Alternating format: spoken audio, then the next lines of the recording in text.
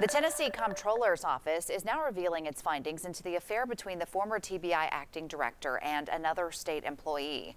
The investigation found a series of improper or inappropriate actions between Jason Locke and the former mental health and substance abuse deputy commissioner, Sajal West. That includes coordinating state-paid overnight travel to further their personal relationship and making an inappropriately large number of phone calls to each other.